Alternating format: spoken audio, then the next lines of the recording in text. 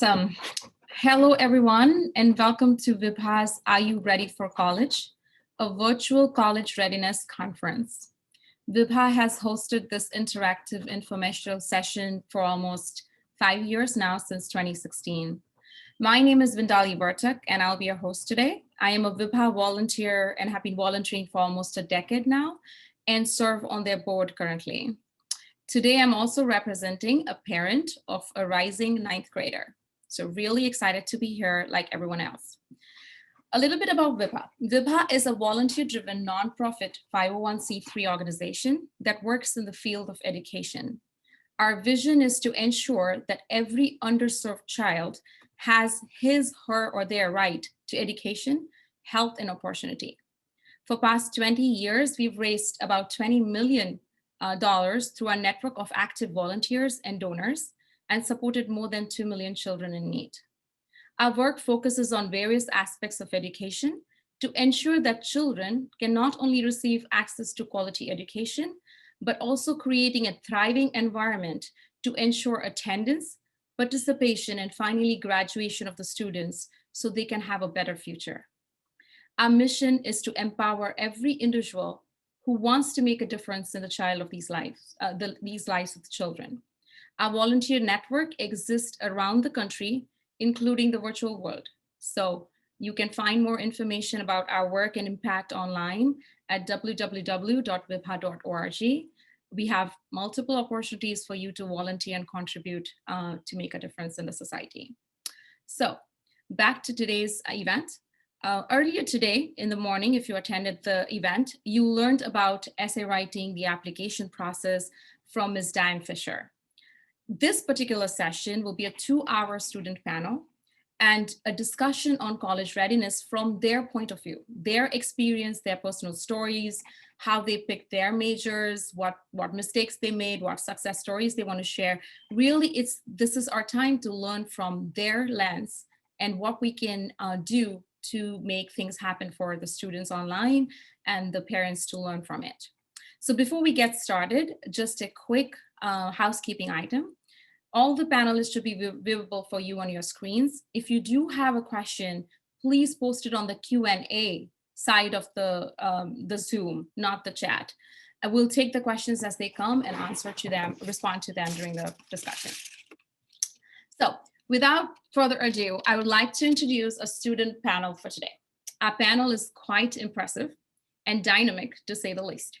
These students come from diverse backgrounds in terms of the high schools they represent, private and public, majors they have chosen, a combination of pathways, so we'll see a lot of combos, finance and tech together, fashion and entrepreneurship, and so forth.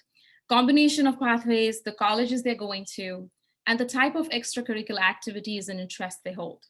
Most of you here on the panel have held leadership positions in clubs, academics, sports, business, arts, and you name it, have gained experience through various internships in the field of their interest, have done extensive community service, which is very commendable, have scholarships and awards under their belts, including US presidential awards and national merits. To know them further, we have their detailed bios on our event website. So I will go through to avoid more delays. So just call their names. If the panelists can just wave as I call your name, mention their university and also the major they have picked. Anand Srinivasan, Yale, Science, Medicine, Public Health. Akriti Bakshi, University of Wisconsin, Sustainable Fashion. Sami Dugasani, Howard College, Government and South Asian Studies. Amaya Rekapalli, Vanderbilt, Econ and Human and Org Development. Tara Venkatraman, Elon University, Fine Arts and Musical Theater. Anushka Kortana, Babson, Finance and Entrepreneurship in Fashion. Arvind Ganesh, University of Texas, Austin, Computer Science. Pratyush Malik, Howard College, English and Econ. Rachel Liu, Stanford, Comparative Literature. Sumant Kadiala, UPenn, Computer Science, intersection of tech and finance. Soumya Velanki, Vanderbilt, Medicine, Health and Society Organization Development. Siva Apana, Georgia Tech, Mechanical Engineering with interest in automation and robotics. Aryan Thakur, University of Georgia, Genetics and Medicine. I hope I covered, did I miss anybody? I'm sorry if I did. Good, I think I covered everybody. Wow, I'm really excited to know all of you today and hear about your stories. But congratulations to you all for such commendable accomplishment during your high school years and getting into universities of your choice and picking such varied majors. So, and especially commendable because you had to go through this during the pandemic year. So clearly this group has a lot of experience to help us with, and clearly the post-pandemic situation is going to change the way the whole application process has evolved, and I think your experience is going to count big time. But to enrich this conversation and to provide an academic counselor's lens to this discussion, we have an expert on the panel, Ms. Nancy Bean. Nancy grew up in Kingsport, Tennessee. She has a BA with honors from Agnes Scott College, an MAT in history from the University of North Carolina at Chapel Hill, and MS in social studies from Georgia State University. After teaching for almost 20 years in elementary and secondary school, public and private both, she became one of the college counselors in 1992 for Westminster School in Atlanta, a position she held until she retired in June of 2020. She has been a counselor to thousands of students and their parents over the 28 years and has witnessed the college admission evolve through these years to its current state. While at Westminster, she was actively involved in College Board, the Southern Association for College Admission Counseling, the National Association of College Admission Counseling, for which she served on the board as well as the president for the board, was a member of ACCIS Board of Trustees. Nancy is also the recipient of Margaret E. Addis Service, a national award for her unique and outstanding service to the community. Welcome, Nancy. Thank you. It is wonderful to be here, to be among these young people and with VPI, and I'm impressed with all of them and can't wait to hear more about their stories. So I'm excited to hear the questions that will be asked and for each of you to give us some thoughts about your college process. Thank you, Nancy.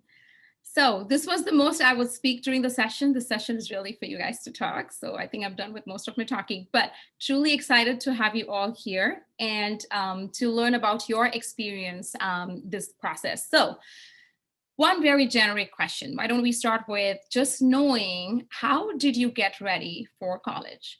So very generic question, but I really want to understand what each one of you did to just get prepared. Anybody wants to go first? And as you're thinking about what you're going to say, talk a little bit about your academic preparation, extracurriculars, anything you want to say in terms of what prepared you for getting ready to apply to college. Okay, Aryan, yes, go ahead. For me, honestly, a lot of it was just talking to some of my friends that were in, say, when I was a freshman, I talked to a few sophomores and juniors about what exactly I could do. So getting ready for college, especially I'm the first one of my family to go to an American college. So it was a little bit of a kind of veiled and confusing process. But talking to these older kids, which I'm sure most of the attendees have access to, whether it be through family, friends, even family, these people having already taken this experience are going to give you invaluable advice. And as they're likely very close in age to you, it's going to be extremely pertinent to what you're doing.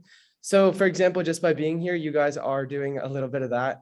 So hopefully this will help you get ready for college, but it's mostly about talking with those who you plan to follow a similar path as, because that's really what helped me. Thank you, Aryan. Yes, Akriti.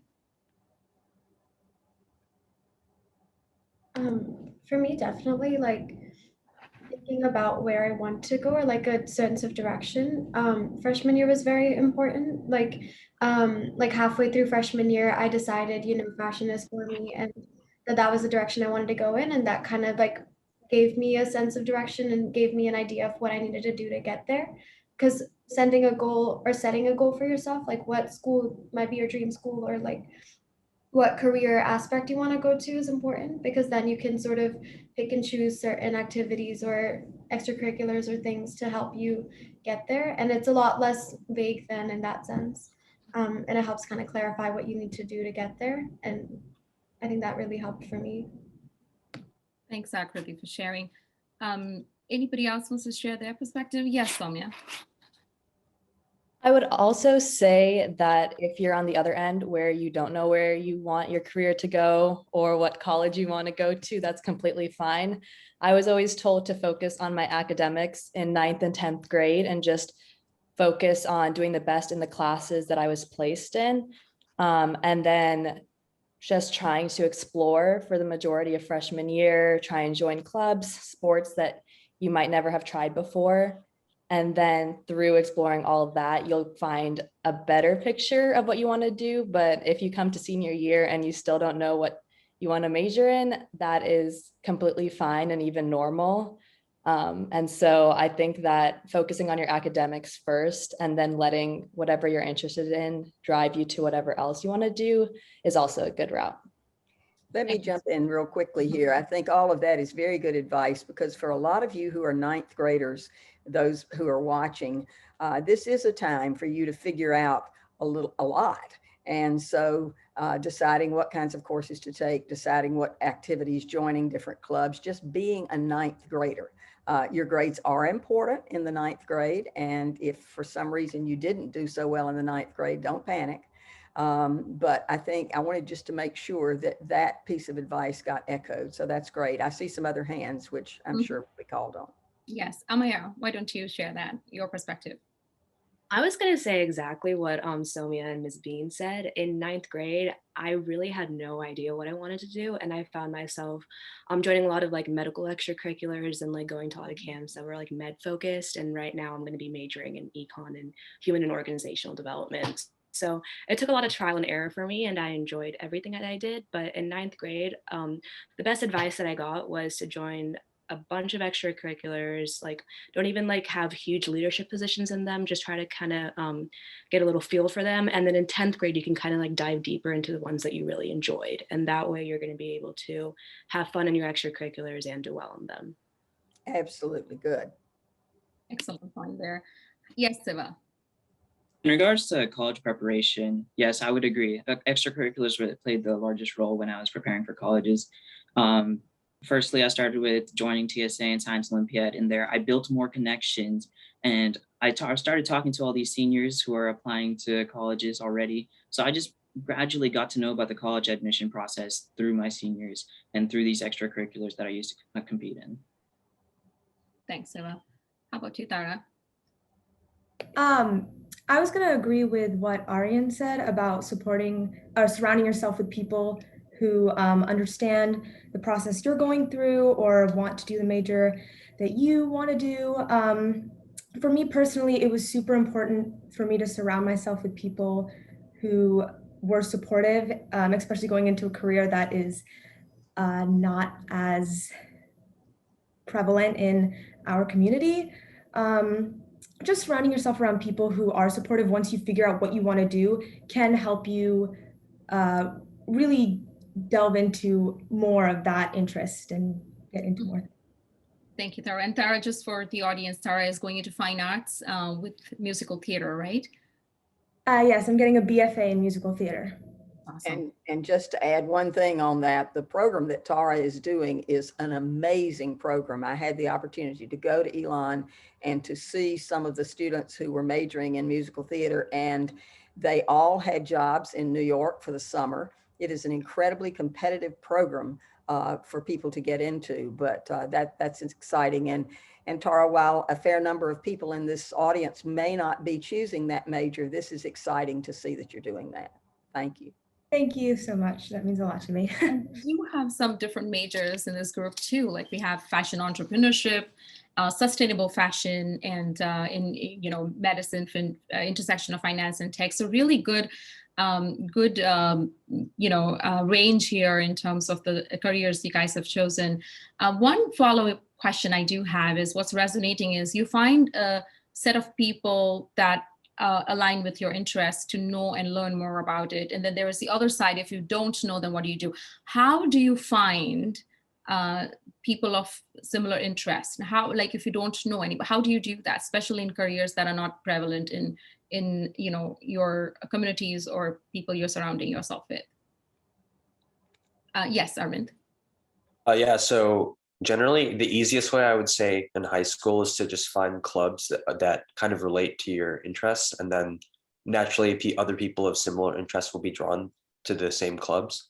But when you're dealing with like topics or majors which are less common, or there isn't a club surrounding it, either you could start your own, or you could also look into like online forums and things like that, where other students like you might also be trying to find similar people. I do have some friends, and they have looked into like Discord group chats and things like that, and that's helped them learn more about their majors and things like that. Yes, thank you for sharing that. And yes, Pratish. Yeah, kind of extending on what Arvind said, you'll have plenty of groups inside school, but if you can't find like that niche that you're looking for, there are so many unique groups outside of your school that you can find in your local community. Like, I'm really passionate about universal basic income, and I found a lot of UBI enthusiast groups here in DFW, and you can kind of extend out of your school bubble and find what you're looking for in your local community. If you're looking for something very specific to what you're interested in, that you might not exactly find at your school. Thank you. Yeah, that's a great point. Nancy, anything you would add for students and parents to dive into if they didn't have immediate access to? No, I think the students have covered it really well. I'm so excited now that, and if there are some good things about the pandemic, it's that it's given us opportunities to get online more and find out what some possibilities are for us to do. And so, as Pratish said, you can do it in your community, you can do it online, you can do it in all sorts of ways. And I would echo that. That's great. One of the things that I noticed, thanks Nancy for that, but one of the things I noticed in your bios is that you've done internships and also volunteered a lot. Can you speak about how you expanded your interest or furthered your interest through some of the internship or volunteer community service type of, and what opportunities are there in those areas? Yes, Pratish. Yeah, I think the best way to, sometimes you'll find a lot of internships online, and that's one fantastic way to get internships. But another amazing way to do it is to find a group you are very interested in and just send them a quick email or a call. And usually they're hiring interns, or they even do fellowships, other types of ways that you can get involved with the organization, more than just like taking a look at their social media every now and then. But it's a great opportunity to just send them a quick cold email, and they're always looking for new help, depending on the type of organization you're looking to work with. Thank you. Anushka, yes. Yeah, I definitely second that. And the other thing is, I mean, sending a cold email, the likelihood that somebody's going to respond to you might be a little lower than if you're reaching out to somebody who you maybe have one connection with. So say your dad knows somebody who is working in that field. Reach out to them, build a connection with them, maintain a relationship with them. And I feel like that is probably one of the biggest ways that I was able to start building my network in high school and get a variety of different experiences too. Great point about building relationships and networks in that sense. So I'm going to dive into the network and relationship question here. There's multiple people involved in your college readiness, if you will, parents, your friends, peers, teachers, mentors. Which relationship, in your opinion, has played what role? I'm just interested to know that, like what role parents should play or have played, teachers, mentors, and how do you build those relationships that actually help you thrive and do what you want to do? Yes, yes, Amaya. I was very lucky to have two parents who were pretty constant in my college process. Constant in the sense that they helped a lot with deadlines. I was a student who was applying to over maybe 16, 17 colleges, and then 4 or 5 scholarship programs. And there were so many deadlines for me at the same time that were kind of hard for me to keep track of. And I would remember that my dad would just walk in, knock on my door, it's like, hey, remember, you've got that scholarship deadline coming up. Or, hey, I just want to make sure you're on top of things, want to give you this quick reminder.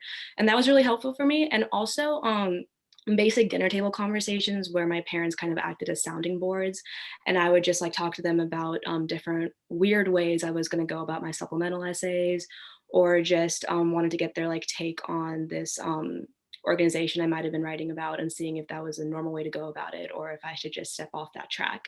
And it was nice to have like supportive parents that weren't too like helicopter parenting in my college process. They let me do my own thing, but they were still really helpful. Thank you. I learned a new term there, but being a parent, I wouldn't have learned that. So, Akriti, yes. Yeah, I think it was like similar, but to a certain degree, I feel like my parents, it was helpful to have them sort of be supportive and let me do what I might have wanted to do, but not step in too much.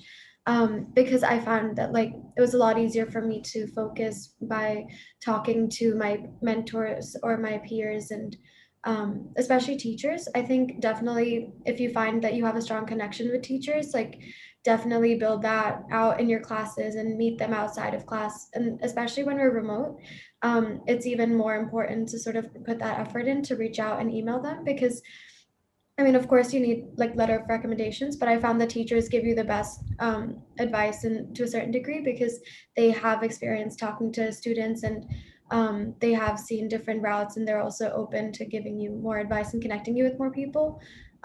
Because I mean, I think teachers have a great network on their own, and it's good to sort of work with them, and also peers, because everyone has a different perspective, and you're all in the same place, and so everyone has something that they can maybe add to your like maybe problems, or like, you know, you can always like bounce ideas off of each other, and it's a great way to build yourself up and figure out what you want for yourself.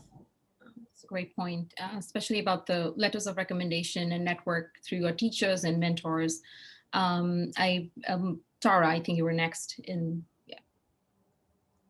I couldn't agree with more with everything everyone else is saying. For me, investing in a college coach was one of the most helpful things I could have ever done. I love my parents and they were so helpful and so supportive, but having someone who was not as closely related, close to me physically and like relationship wise, was helpful, because they could give me the hard truth. Hey, you need to submit this deadline now. There's this, and this. If you don't take this opportunity, here's what's going to happen. Like having that from someone who is kind of distant from you was really helpful. Parents can, even though they are out of so much love, can be very helicopter parent, overbearing, and your kid knows what they're doing. They know what they want to do, especially if they're here. They're taking the initiative just to be here. So they know that they want to excel or go to a top college, or they know that they have passion of some sort and they want to do something. If you just give them the space and give someone else maybe a little bit of the reins to help them, it can create less family stress and less pressure between student and parent and things like that. Thank you, Tara, for that perspective. Aryan? Tracking back a little bit, I think my parents and friends were the most helpful in my college process, specifically helping me to make sure that I was portraying myself accurately, whether it be in my essays or how I describe my activities. And this wasn't just so like, obviously you want to portray the most genuine and honest version of yourself when applying to colleges, because you want to feel completely honest while you're doing it. But additionally, those colleges aren't just looking to make sure you meet their standards, though of course they are. They're making sure that their values match your values. So you want to make sure your values are being portrayed completely genuinely. So the colleges or scholarship programs that you end up getting admitted to are ones that you'll succeed in later. And in essays and activities, as I described, my friends and family really help to make sure like, no, I think you're really exaggerating, or no, I think this isn't you, or yes, this is you, I've seen this, because oftentimes they know parts of you even better than you know yourself. So parts of that can be very helpful, in my opinion. I mean, you were sort of underscoring what earlier session Ms. Fisher said, is being authentic on your applications is very important. And I think you're raising a great point by saying your friends, your peers, family know you more, and taking that perspective into account is key to keep your authenticity. It's a great point there. Thank you for sharing. Nancy, do you want to go now? You want to listen to all students and then Cap, your perspective? Listen to the rest of the students and then Okay. I'll jump in. Awesome. Sammy, you had your hand up before, so if you want to share something, please do. Yeah, I think one of the best things you can do is have like a group that you work with on maybe essays or just crafting your application. Like for example, I would maybe like every night have a FaceTime call with Samya and another person, and we would work on essays together. Just even if we weren't talking, just working on essays together. And I think like having a group that you like have scheduled time with can motivate you to do that, and also they can, as Arian said, keep you in check in terms of like how genuine you're being and how like true to yourself your essays and applications sound. Thank you. Arian, did you have another thought or? Sorry, I just forgot to lower my hand. No, I didn't, sorry. All right, Nancy would love your perspective on how parents, mentors can play a role.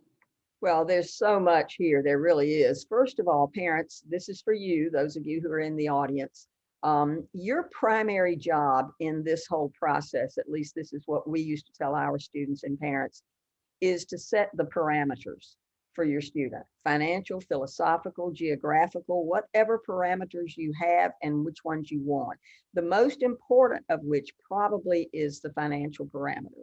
If you have not sat down with your student and had a serious conversation about what you will allow them to do or feel you can allow them to do financially, you really need to do that.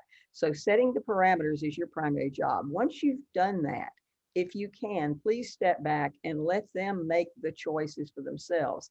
Now, as all the students have said, their parents in many cases have been invaluable in helping them along through the process. But hopefully you won't dictate to them what they're going to do if it differs from what you thought they were going to choose or should choose. So that's one important part.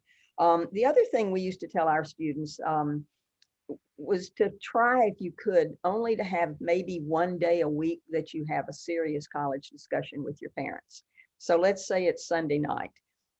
You sit down with your parents and you talk for about maybe an hour, and everybody asks the questions they have and you go back and forth. I don't know if that helps, but we ran into trouble sometimes with some of our families who were constantly talking about college.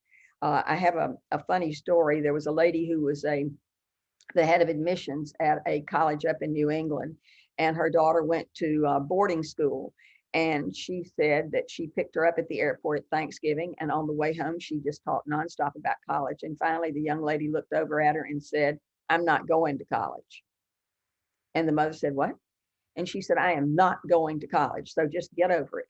So the woman said she ran home. She said to her husband, "Do not mention college one single minute during this vacation." And of course, later, the young lady said, "I knew I was going to college, but I could not stand to talk about it anymore." So you don't want everything in your life to be about college. Steve Frappier, who is the director at Westminster, said one time, applying to college should not take as long as actually going to college. So just keep that in mind. Now, students, for you, do keep your parents informed. So if you signed up for a test, or if you submitted your application last night, doesn't hurt for you to text your parents or leave a note on the table or something to say, "Oh, by the way, I applied to college so-and-so last night," so that they know that and they're not worried. Otherwise, on Sunday night, if that's when you're meeting, they may just go crazy with asking you questions. So I don't know if that's helpful, but it seemed to help some of our students. And I like the idea of the group effort in working on the essays too. All of you had great thoughts, but working on the essays. You can also go to your teacher, English teacher, if you have a writing center in your high school, and get them to look over your essays. But be careful going to too many people, because if you start taking the essay to say 5, 6, 7 people, they may all have different ideas, and that can create some issues for you too. So I think I covered all the different points that I wanted to make on that. That's great advice there, Nancy. So thanks for sharing your perspective. One question I think was related that we have from the audience. I think, Tara, you mentioned a coach. And the question specifically is, in which grade should one take assistance from a personal college coach? 9th, 10th? Tara, if you can share your perspective, and Nancy, I would be interested to see if you have an opinion on that. Okay. Sure. So for me, I can speak on myself and then my younger sister, who is now going to be a junior, and she started college coaching. It's really different for each kid. For me, I really started having a coach my junior year because that was a big preparation time for me, because my application was not only academic but artistic. So there was a portfolio I had to like get together, and then there was a live portion of auditions. So for me, junior year was when I got a coach, but it had been talked about kind of my summer leading up to junior year. But for my sister, she started her kind of end of sophomore year. So it really depends on the student and what they want to do, and the coach you have and what assistance they're providing, whether it be college essays or organizing college things or giving advice, whatever it is. It just depends on the student, but usually junior year to end of sophomore year. Gotcha. Thank you for that. Yes, Sammy. Yeah, so I got a college coach my sophomore year. It was like completely remote, but I was kind of confused what I wanted to do freshman year. Like I went in a bunch of different directions, and so I needed a little bit of guidance in that area. So I guess much of the focus of sophomore year in terms of counseling was choosing which extracurriculars to move forward with, and like mapping out how my high school career could transition into college. And then junior year became more like scheduling tests and stuff like that. So I don't know how necessary it is for sophomore and junior year if you know what you want to do, and you're kind of unwavering in that. But senior year, I think it's invaluable because they've been through that process more times than we can count. And it's like, in terms of scheduling and logistics, I think they know it best. And I don't know if I would be in the same position if I had not had a college counselor. So if you are in a position where you can talk with one, I would highly suggest it. Thank you. Sumant, yes. I'm going as someone who didn't personally have a college coach in 9th through 11th grade. I did talk to one during the college application process, but I will say that if you're like somewhat sure on where you want to go, like I always knew that I wanted to do something related to tech. A lot of information can actually be found by scrolling through Reddit. Of course, you're gonna find a lot of articles which are really, really biased. But I remember finding lists of like extracurricular activities related to my field. Like, I literally still have an activity or a Reddit thread that was like list of prestigious awards bookmarked at the top of my Google Chrome.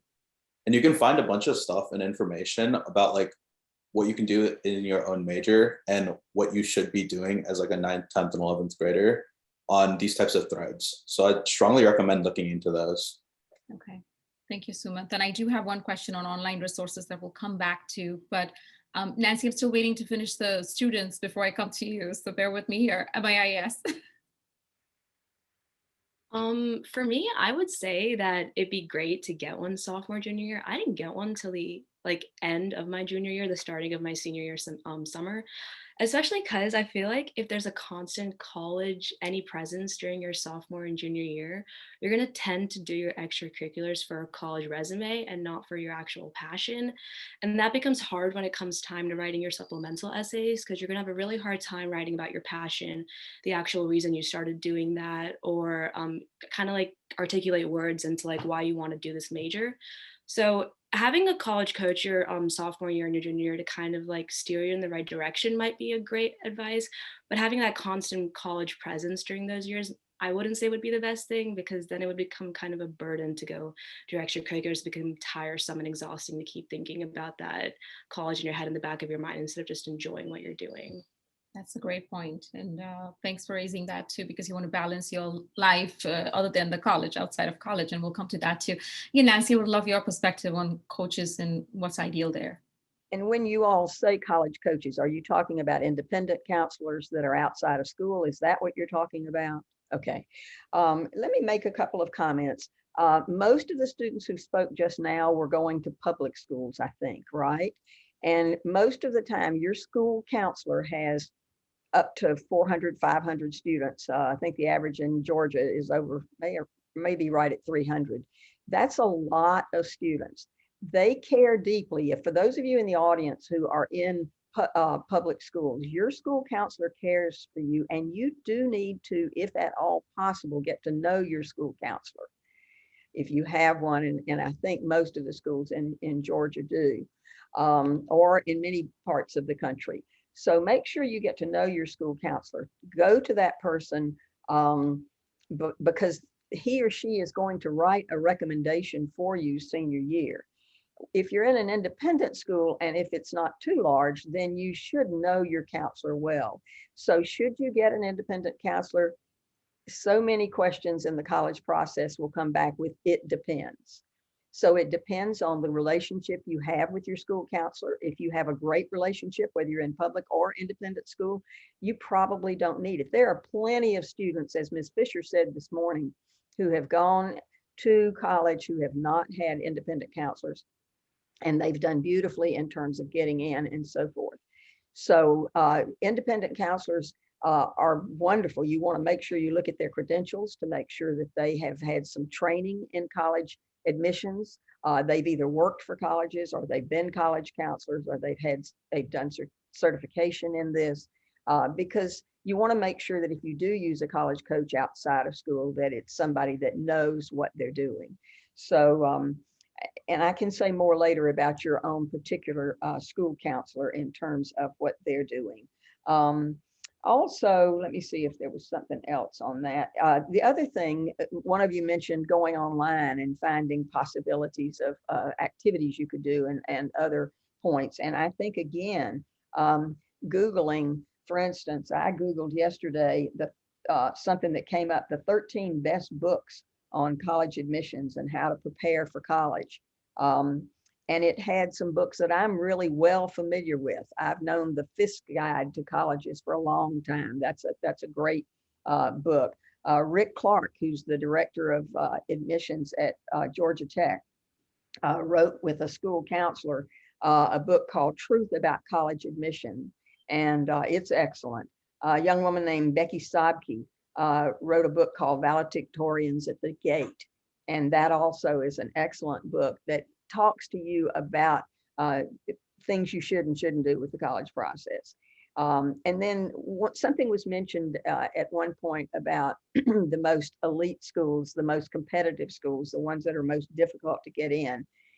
Does it make a difference where you ultimately go? Do you have to go to an incredibly competitive school? And there's a great book by Frank Bruni called Where You Go Is Not Who You'll Be. And that's really important. So while that's a little off of what we're talking about right now, there are a lot of ways for you to get the information you need. And if you feel you need an independent counselor, for heaven's sakes, get one, but otherwise you do not have to do that.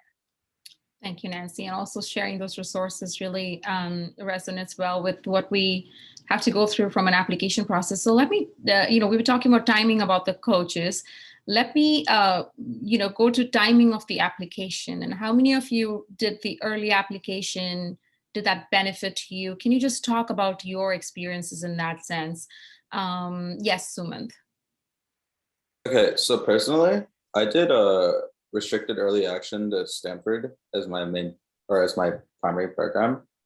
And something you're gonna have to know before you really enter is just that there's 3 types of general early programs. There's early action, where you just apply to the college directly. There's restricted early action, where they put restrictions on what other colleges that you can apply to. And then there's early decision, which means that if you get admitted to the program, you're legally obliged to go to those schools.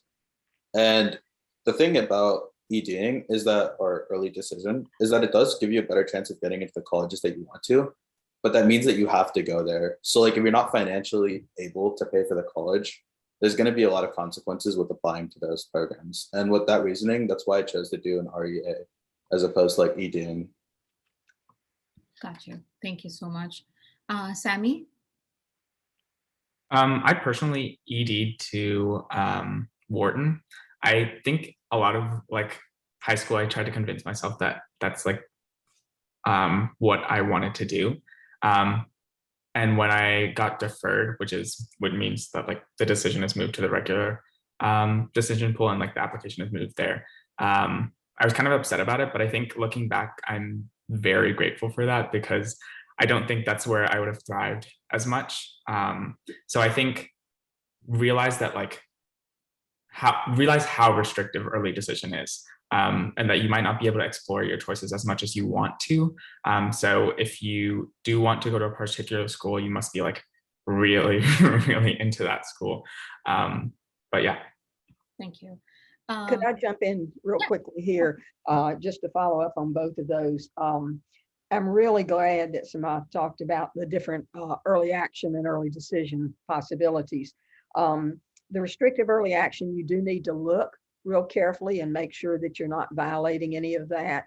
I think students, correct me if I'm wrong, since I've been out of this for a year now, since I retired, it might be a little different, but Harvard, Princeton, Yale, and Stanford all have the restrictive early action to where you cannot apply to any other schools during that time, except for your state schools, you can do that. And so that's important. And then I know that Georgetown also has a restrictive early action, and I think Notre Dame does. And there's some other schools too. So you need to find the particular schools when you start doing this that say, for instance, Georgetown says you can apply to early action schools, but don't you apply to any early decision schools. So I wanted to make sure I mentioned that. It was mentioned that it was better to apply early decision because it could be easier to get in. And that could be true. Again, it depends. If some schools, and there are some out there, if you can find this information, that will take over half of their students on early decision. If they take over half on early decision and you apply regularly, then your chance of getting into those schools is probably not very good, because so many more students will be applying on regular. So that's one point. Also on early decision, Ms. Fisher mentioned this morning that a lot of times the athletes are taken on early decision. Sometimes the alumni children are taken on early decision. And sometimes students with higher credentials will apply on early decision. So it makes it look like it's easier, and it may not be from that particular perspective. Although if they're taking a larger percentage, that can advantage you. So they're good reasons to apply early decision. And Samantha did a great job of saying, you definitely need to make sure that you are ready to do it. As Sammy said, that you're focused on that's being the school that you wanted to do, and also that you are ready to commit, because you are to commit. You can get out of it if the finances don't work. But I think in my 28 years of doing college counseling, we only had about 2 students. And parents, you do not want that to happen. Don't go into this process thinking, well, they'll probably get enough money if it's a need-based only school where they don't have any kind of scholarships, and then they don't give you as much money. You do not want to break your child's heart. So be careful with that. And then one other point that I wanted to make, Sammy, I'm so glad that you brought up about applying early decision, and then you were willing to let us know that you didn't get in early, that you were deferred. Important to know with that is that once you're deferred, you are released from that obligation to go there if ultimately they admitted you. So if Sammy got into UPenn along with Harvard, he could choose either one of those at the time. He's chosen to go to Harvard, but that's a really important point for people to understand, that you're released from that early decision agreement at that time. So I think that's it on those two. Thank you. We do have Akriti. Go ahead. Hi, yeah. So also for me personally, I applied as an alternative early decision route for the Posse Scholarship. And I think that's something to keep a lookout for, is if you are looking into merit-based or scholarship programs, because they're an alternative early decision, you do need to start your application a lot earlier, because they do tend to have a bunch of interviews and a separate round of applications and processes like those. So if you are looking into major programs, definitely start looking into them like earlier, your junior year, maybe even before that, just so you can prepare for it better. Because I personally wasn't fully aware of that, and so I kind of had to jump into it and rush my application. So it's definitely something to keep a lookout for, if that's something you're looking into. Great point. Yeah, that's a great point. Posse is a wonderful program. It's only at certain schools and it's full tuition. Is that right? Akriti, Yeah. yeah, full tuition for you at that school, and you have to be nominated by someone in order to have a possibility for doing it. And then there are rounds of not essays, excuse me, rounds of interviews that you'll do. So that was great that you brought up about Posse Scholars. That's a wonderful program, and there are other programs like that too. And Akriti, just to clarify, the Posse scholarship is in a particular field or just No. for sake? No, so there's a variety. You apply through the portal at first, but then you can choose which schools you want to go to. Some of them do have like either a STEM focus or a business focus where they would want you to major in those specific fields, but it's pretty open. All the other schools you can major in what you want to. Technically, the Wisconsin-Madison program is a full STEM scholarship, but fashion is a Bachelor of Science, so I still fall under that category. But it depends on the school because they're all partnered schools with Posse. Thank you so much. Yes, Rachel. I would like to add that if you want to submit a writing or a drawing portfolio, then the deadline for early application also is pushed up. For example, for Stanford, I applied restrictive early action, and usually the deadline is October 31st. But since I submitted a visual arts portfolio, I had to submit mine on October 15th. So it's really good to just map out all your deadlines because you never know what can push the deadline up. And it's good to be prepared. Excellent point there. Soumya. I also know that a lot of people in the audience are probably looking at UGA and Georgia Tech. And Georgia Tech has a specific Georgia application deadline, which is earlier. And if you are interested, I know we were talking about scholarships earlier, to be in consideration for the STAMP scholarship or any of their gold scholarships, which are partial or full tuitions, you would have to apply by that early October deadline. This year, they made the Common App for that optional, given that it was so early and also just the circumstances. But just keep in mind that those deadlines, especially for Georgia applicants, are important. I also wanted to mention that if you are considering early action, I would advise you to not get too tunnel visioned, because I was given the advice to maximize my time to focus on certain applications and put others on the back burner. And in doing so, I missed a scholarship deadline for Vanderbilt, which is actually the school that I'm going to now. So looking back, if I had known, I definitely would have prioritized my Vanderbilt scholarship application over my early action. But I would just say that you don't have to be so, you don't have to feel so hopeless that these colleges are going to pick you and that you don't have any say and you have to put all your eggs in one basket. Because as Ms. Bean said, mentioned earlier, Mr. Frappier, he gave me a piece of advice that was a reminder that students have 2/3 of the say in the decision. The college might be deciding who they're admitting, but you get to decide where you're applying and you get to decide which one you're choosing at the end of the day. So if that adds any perspective, I know that when I heard it the first time, it made me feel much less powerless, and you can actually have a lot more say in your decision, and you don't have to give all the power to the colleges, if that makes sense. Such a good point. It's a great point, Soumya. Feels very empowered to know that 2/3 of the decision could be in your hands in what you choose to apply to and finally where you choose to go. That's really great point there. Aryan, and we have one more person, Siva. I think you're going to, Georgia schools here. Any additional thoughts on what Soumya mentioned about Georgia Tech and UGA schools?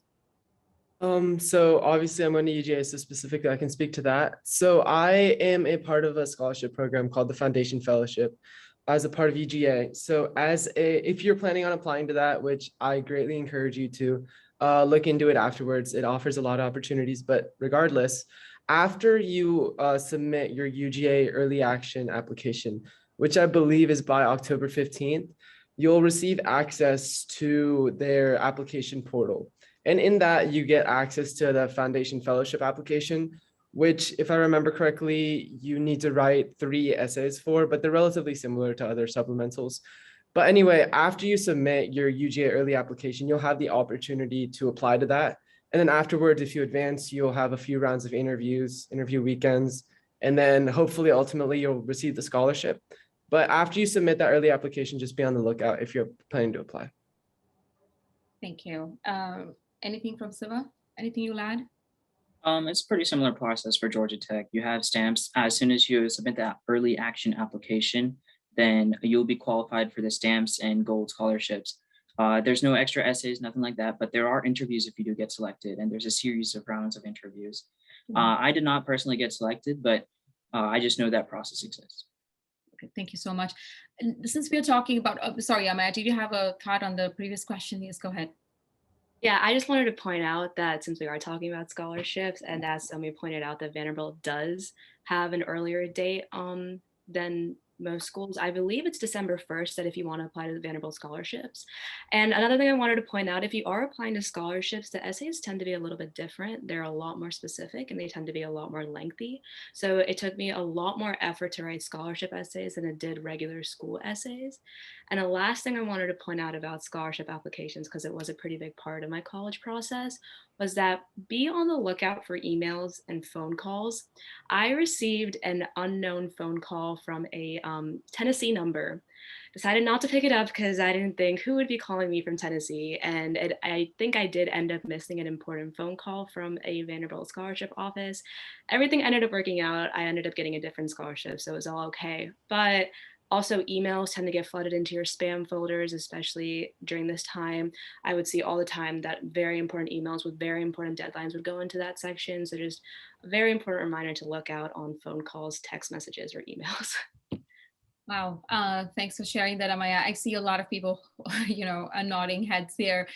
Since we're talking about scholarships, and so many of you have different scholarship, national merit, and all of that, why don't we dive into that area here? What experience and how do you look for these scholarships, and what should you do, and how do you manage that? Sumat, yes. Okay, as someone who didn't get to apply to many scholarships because of how late I finished my college apps, I will say that a lot of the deadlines are around the same times as college apps are due. So like I looked into a lot of scholarships in January to see that there was a lot that I wanted to apply to that was due in December. So I'd strongly advise you to like start looking into that stuff around the same time you're starting to look into college, because you can find a large list of all the scholarships on Reddit really easily. But you want to know those deadlines and when they're due beforehand. So I look into that very early. Thanks. Akriti? I'm not sure about your schools as well, but definitely look into what internal things you might have. Because a lot of schools tend to have a lot of partnerships. Because I know personally, like I did go to a public high school, but we did have a lot of industry partners or things. And so talking to my guidance counselor, I was able to find a lot of scholarship applications within my school or within partnered like programs, because it definitely helps to reduce the pool of people you're applying against. Because there is a huge amount of competition when it comes to public scholarships, because if you're looking at it, then like thousands of other people are looking at it and we're all writing the same essays because we all have the same, credentials to a certain degree, and so if you can compete with maybe like 100 people from your school versus like 1,000 people across the country, it definitely helps your chances. So definitely something to look out for and a conversation to have with your guidance counselor and your teachers. And I think also definitely keep your options open, because similar to something, I'm not sure who said earlier, but with tunnel vision, it's good to always keep a lookout, even if you think I would never do that field or I don't think they have what I want, definitely still apply, still look into everything, look into their details, because technically I wasn't even gonna apply for the policy scholarship originally because I was focused on fashion and they were focused on STEM. But like after looking more into it and researching more and like giving it a chance, I found that like I can do something here that I like. And so if I decided not to go through that application process and give it a chance, like I would have missed this opportunity. So every opportunity is worth something, and so it's worth looking into and taking advantage of it, even if it's not something you thought you would originally want to do, because you never know. Thanks a lot. And I think the interesting thing here is to how do you prioritize? And Nancy, I would like your thoughts on it, but I'll go to Anushka first and then I'll come back to you. Anushka, yes. Yeah, so I recommend, I mean, Sumit kind of went over this earlier, but with every school that you're applying to, have 1 or 2 scholarships that you have your eye out for with the deadlines in mind. But also look at what the scholarships are offering you. So for example, at my school, I applied regular decision to Babson. I wasn't necessarily, it wasn't one of my top choices that I was considering, but I ended up getting a merit-based scholarship through this program called the Center for Women's Entrepreneurial Leadership. So I realized that the opportunity and the network that came with that was going to far outweigh potentially me going to a bigger public school where I would kind of be a smaller fish in a very, very large pond. Mm-hmm. So look at those scholarships, not only that you are getting, but also what they are giving you, and see how you're going to use those opportunities in college and how that's kind of framed into your ultimate goals. That's a fantastic advice there. Building our network from the get-go there, right? Siva? Okay, so regarding finding scholarships, I'm going to take that route when answering this question. I didn't personally apply to many scholarships because I thought I could apply for scholarships all over the summer. That is definitely not the case. But I did get qualified for a couple of scholarships by various people. First person you can ask is definitely your school counselor. They can qualify you for county or state scholarships, and they'll take you through a round of interviews and stuff like that. There's an application form. They're usually not too long, but the interviews do take some time. So if you dedicate some time, you can definitely just talk to your counselor. They'll get you in on some scholarships. And then there's also county and school competitions. Like there's this oratorical contest in Forsyth County, which is where I live. And that awards us a pretty good chunk of money. You also got club scholarships. So if you look at Science Olympiad, FBLA, DECA, they might offer the scholarships in your club itself, or they might also offer scholarships as a statewide or national-wide program. I know those are generally due around May, March. Those are usually later scholarships. And then finally, you can also look at workplaces, your parents' workplaces. They sometimes offer scholarships. Excellent point there. Excellent point there. Arvind, and then we'll go to Amaya. I have a few points. So like with scholarships, but also with your college applications, you want to start looking at them early and researching early, not necessarily because the essays take that long to write, but because you want to have a really good idea of the dates at which, your things are due. So you're not rushing anything last minute, because I know I was. So that's what I would say, first of all. And another thing, scholarships, because there's so much competition, to maximize your chances, it's really just a numbers game. So if you apply to as many scholarships as you can, and even like really small ones for small amounts of money, those can add up. And ultimately you can get more money than if you just, focus all your eggs in one basket and, try to apply for one big scholarship versus many smaller ones. So just maximize your chances by applying to as many as you can. Thanks. Amaya? I just wanted to point out one thing. This is probably going to be different at every single school, but the way counselors, like college counselors there in schools read essays, like for instance, Vanderbilt's supplemental essay for the regular application was just write about an activity you were passionate about. It was very basic. I felt like there was a lot more about me that I wanted to tell Vanderbilt, and I couldn't because they only had one supplemental essay.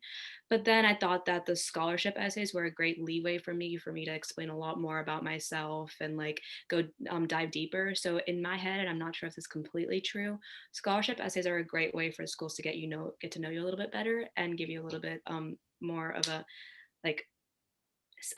you're just a little bit higher in their view because they can get to know you a little bit better through those essays.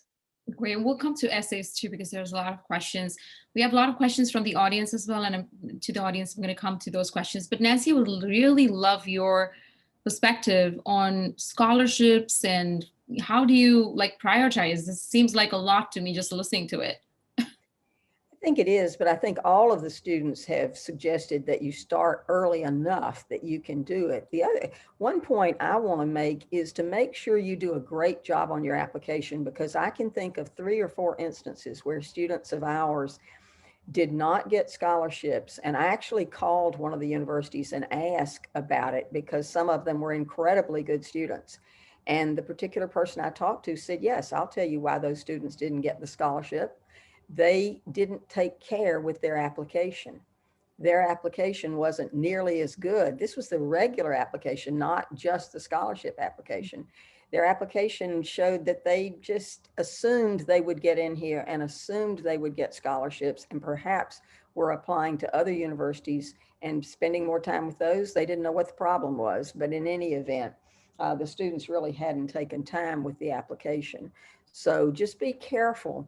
It does take some time to do it. And I would keep I'm an old person, so I would keep a notebook, but you all would probably do things online to where you make lists of possible scholarships. There are all sorts of ways to find out about them. You can certainly Google about scholarships to see their different websites you can do. There's finaid.org, which will talk about financial aid as well as scholarships.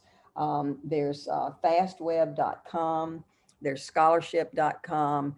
So you're right, it does take a fair amount of time to do this, but I think, Vandali, if the students will just simply take it a step at a time and not let themselves get overwhelmed, they'll do fine. And several of you have mentioned that you didn't do your applications until the last minute. And certainly there are plenty of students that don't do it until the last minute. It's probably not the wisest thing in the world, but for some of you, that's the way you work. And depending on what else you have responsibility-wise, you may not have had as much opportunity. So starting early, I think, has been the common theme from almost everybody here in terms of what they're saying. Thank you so much. And then one other thing is tomorrow afternoon, for those of you in the audience, tomorrow afternoon, they're going to focus on financial aid and scholarships. So be sure to tune back in then if that is a major interest for you so that you can get it. I think that would be good. Excuse me. Yep. And we have a full focus section on the financial aid. So thank you so much for bringing that up. Suma, did you have a thought on there? I'm just trying to re-emphasize, you don't want to find yourself writing an essay during New Year's Eve. Because I had like 22 supplementals left with 1 week left. That was not fun. Yeah. So definitely good advice there. Thanks for bringing that up too. Let me go into, there are a couple questions, and Nancy, a lot of requests for the list of books through our audience. There's a request for the scholarship, I think Akriti, the one that you mentioned, BASI scholarship. And there are some other questions that I'll get to. I think Sumant, you had shared the Reddit page. So if you guys don't mind answering those to this audience there, that would be great. What Reddit page was that? Going into essays, right? Thousands of essays to write, thousands of people writing them. If you're going to a particular college, very likely similar profiles. How do you stand out? And what is it that you guys thought was a unique proposition from your side that you put into the essay? Like, what do you thought made the difference? Pratyush. Yeah, definitely essays are one of the most important parts of your college application. And my best advice for an essay is don't use it as a section for your resume. Like I have tons of friends who just put their accomplishments and achievements and things they did on their essays. The Common App or whatever application your college is using is really the place for that. Your essays are more about an experience or activity you've done that you found you were most passionate about, or a response to the prompt. You can like weave in some aspects of your accomplishments, but usually use that time to focus on your story and your experience and why you're the perfect fit for that college. Thank you. Anand? Yeah, so I just would want to re-emphasize like writing about something you're passionate about, like Pratyush was saying, because when I first started my Common App, I was writing about like an activity that I had done for all of high school, but I kind of like didn't really enjoy it anymore, so it was pretty hard to write that essay. But I ended up switching my essay to something I'd started over the summer that I was a lot more passionate about, and it was so much easier to write once I switched topics. So I think just like making sure you're writing on something that like you truly like believe in and are passionate about is good. Tara. Yeah, I think standing out is this question is always asked, especially with like the Common App essay. And really write what you know, write what you're passionate about. That's what's going to make you stand out. They don't want to see someone who's like, I have a 4.0 and I'm the perfect student. Nobody wants to see that anymore. Colleges want to see a real person who has real interests and is authentic and makes mistakes and grows from mistakes.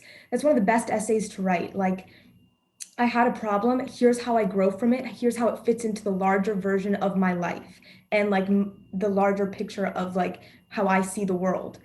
Don't write a research paper or like, I remember I wrote so many Common App essays, and one of the essays I wrote sounded like a research paper, and it was terrible because you never got to hear my voice. Write like a normal person and like let them see your voice through this essay. It's a lot of pressure to put like get to know me and understand me and put me in your college in one like 5 paragraph essay.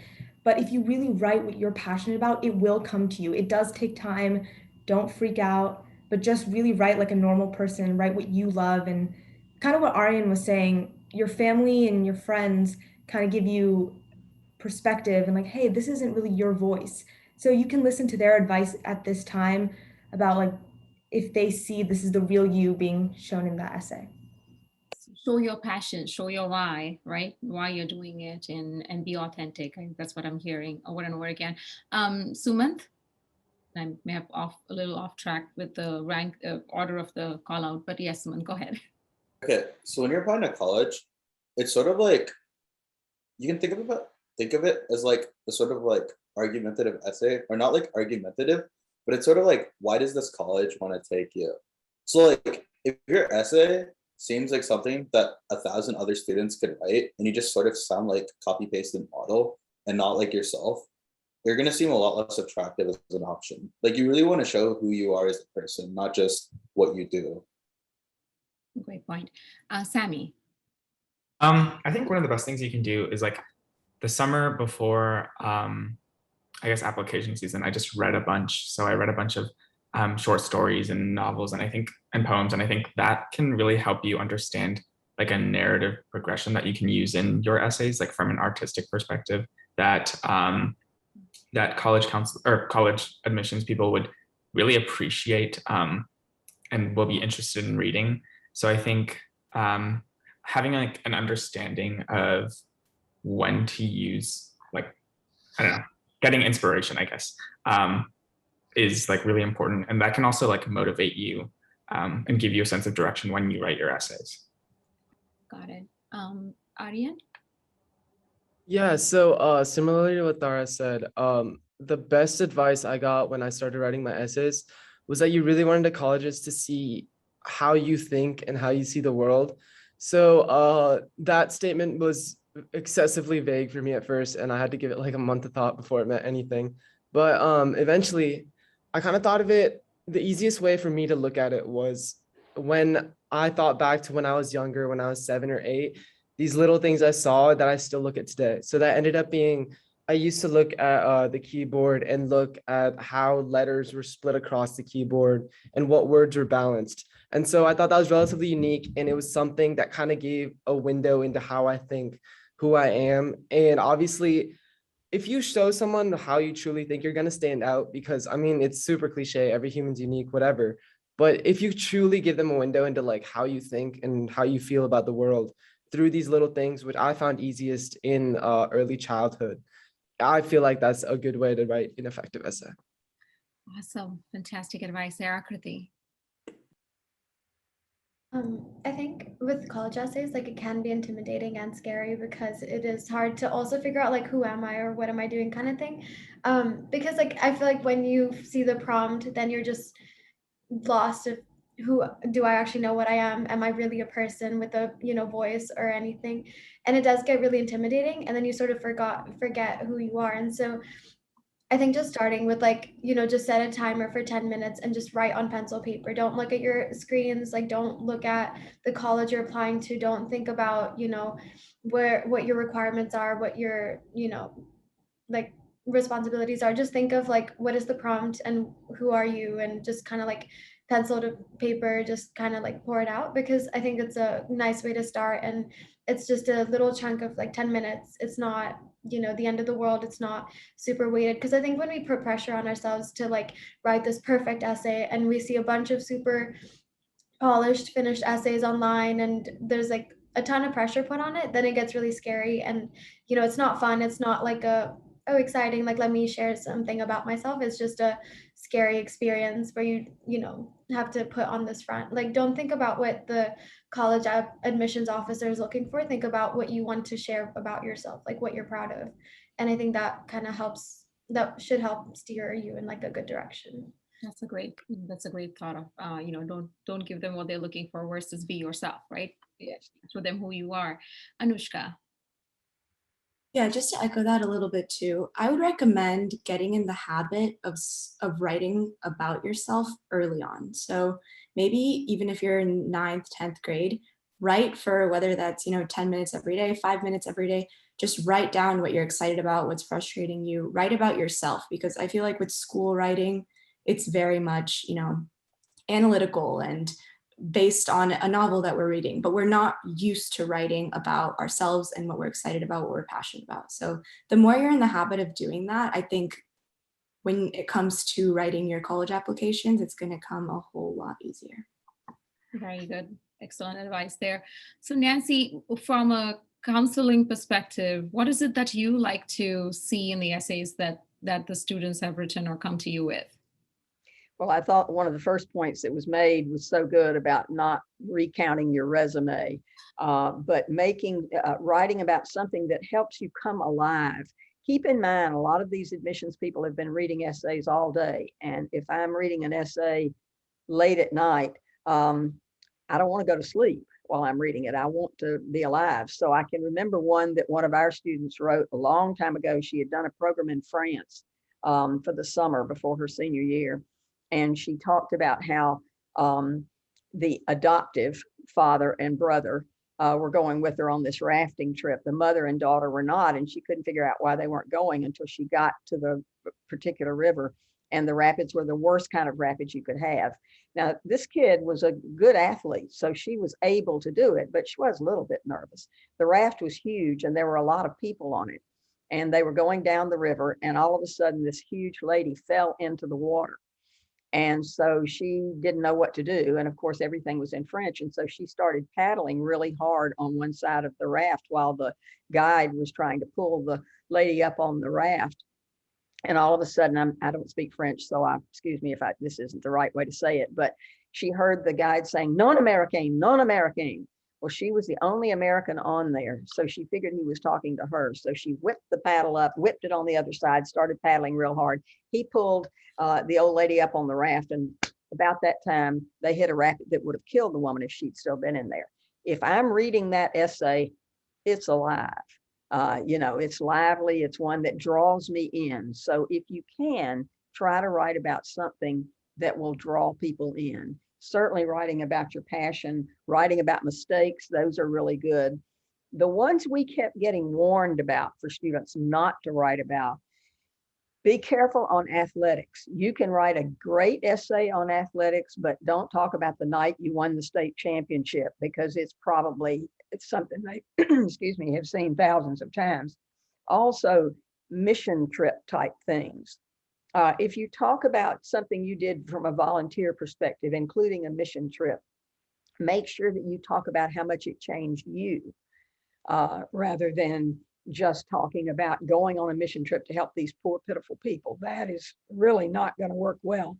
And then one final thing, make sure that if you're talking, I imagine a lot of people this next year are going to be asked about COVID. And I think that's part of some of the applications. So just make sure that you, you can write about it, but don't focus everything on that. I think that's going to be probably a supplementary essay. So, thank you. And there's a couple of other points, but my throat's misbehaving, so I'll leave that for another time. All right. Thank you so much for that. Just taking a few questions related to everything we discussed from the audience here. One question is about going back to the coaches or counselors, or if you've lost a counselor that you had good relationship with, for whatever reason they moved out of the school, however that is, how do you choose one or another one? And how do you build the relationship is one of the questions in there. So I see your hand up there, so go for it.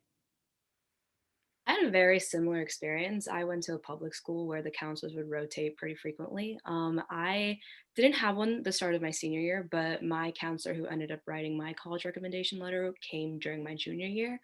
And one of the some advice that I would give is if you pass by our office, say hello, make a conversation, very basic, doesn't have to be anything about your academics or achievements. If you kind of do that, she'll remember your face, she'll remember your name.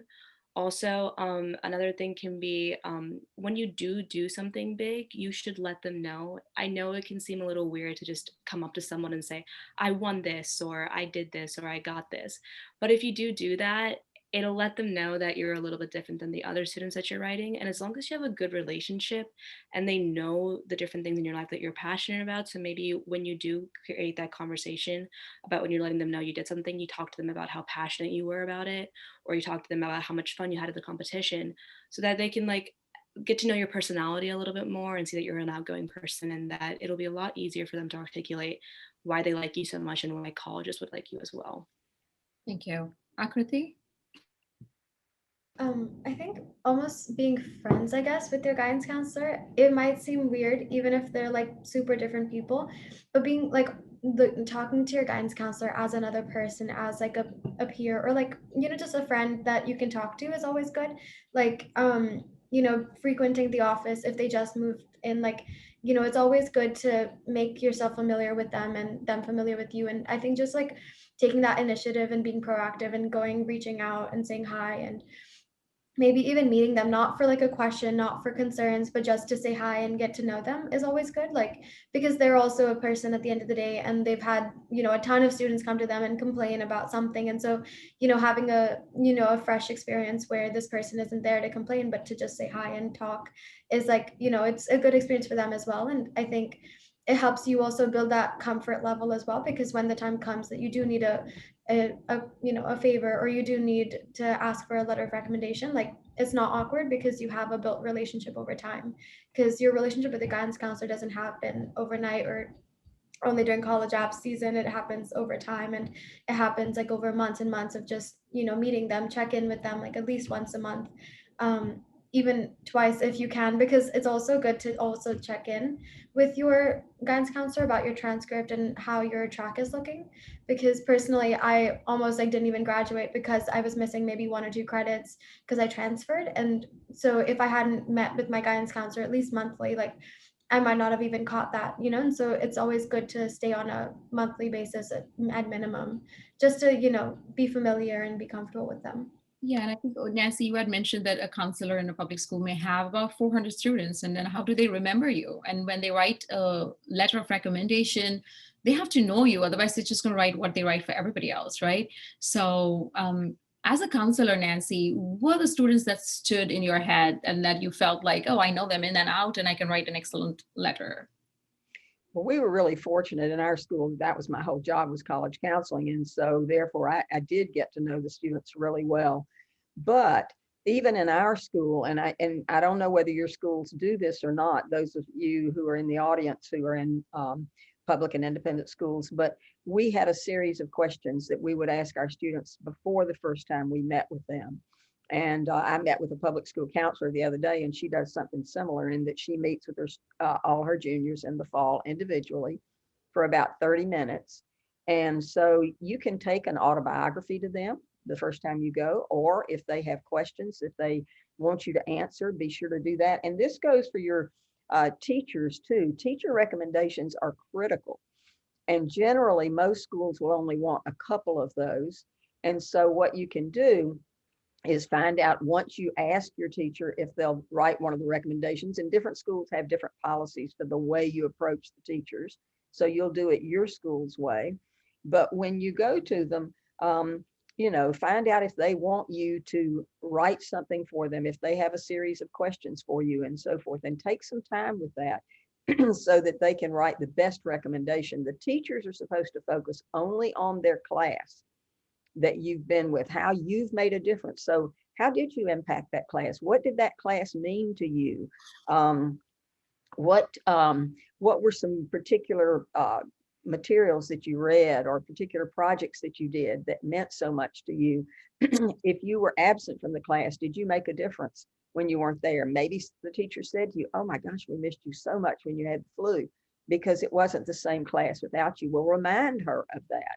So again, whether it's your counselor or your teacher, you want to make sure that you do get to know them. And I thought these two young ladies did a great job of talking about the importance of getting to know the counselor. If they have time to see you once a month, for heaven's sakes, check in with them, because I think that really is critical for you to do.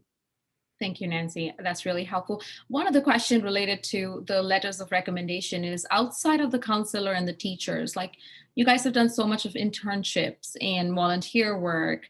Anushka, I think you've also done TIE and entrepreneurship, right? And you've probably met mentors there. How much of a role have these other mentors outside of your school played in your letters of recommendation, essay writing? Have you ever reached out to them, and how do you maintain that relationship? Any thoughts?